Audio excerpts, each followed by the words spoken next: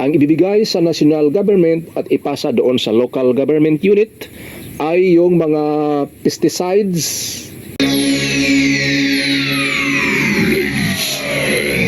Gentlemen, may I have your attention, please? The show starts in 10, 9, 8, 7, 6, 5, 4, 3, 2, 1, go! To all lovely ladies and gentlemen, welcome to my channel.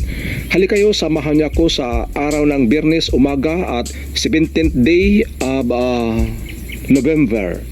Ang ating topic ngayon, wala ba talagang ayuda na galing sa gobyerno ang mga farmers? Yun ang matinding katanungan dito sa aking content na ito.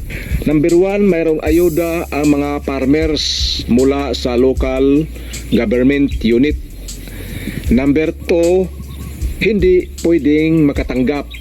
1 and 2 reasons that there are ayuda o yung mga benefits from the local government. Pero mayroon din siya mga dahilan na hindi pwedeng tumanggap ang isang farmers. Dito tayo sa pwedeng tumanggap, mayroong ayuda. Yung local government, LGU, dito sa amin, ay nagkandak ng survey. Lahat ng mga owners dito sa Palayan ay tinatawag at pinapapunta doon sa kanilang area kung saan nakalagay ang kanilang rice field. Kung hindi man sila makarating, yung kanilang tauhan ay pwede nilang sabihan na mayroong magkandak ng survey sa area kung ilang hektar ang iyong tinataniman. Nagkandak sila at sinurvey nila ang lahat. Ang kanilang sinusurvey lang ng lupain ay kung makaabot ba siya ng 50 kabans of rice tuwing mag-harvest. Kung mag-oo ang may-ari na pwede siya makapag-harvest ng 50 kabans at titingnan doon sa kanilang data na ganun na kulang-kulang sa mga almost 1 hectare ang kanyang sinasaka, ay pwede silang mag-conduct ng survey. Pag nakandak na ng survey at ipasa nila doon sa local government, yung local government, siya na ang magbigay ng mga ayuda o yung mga benefits na mula sa national government. Ang ibibigay sa national government at ipasa doon sa local government unit ay yung mga pesticides, fertilizers at rice seedlings. Talagang mayroon silang makukuha na benefits from the government at medyo ang kanilang gastusin ay magaan na sa bulsa at pwede na rin yung mailuwir ang kanilang gastusin at yung pagbinta ng palay ay pwedeng maibaba dahil mayroon silang benepisyo na natanggap galing sa gobyerno, from national government to local government. Makatanggap sila pero late. Kailangan talaga ikaw ay mamuhunan ka pa ng iyong sariling pira bago ka makatanggap, kasi minsan darating yung mga items katulad ng fertilizers, pesticides at saka rice seedlings ay sa kalagitnaan na ng rice planting season. Pero yung natanggap mo ay pwede mo siyang ilaan sa next season. Mayroon ka nang magagamit. Mayroon bang benefits ang mga farmers na matanggap na galing sa government? Mayroon. Yan ang una. Mayroon at saka no.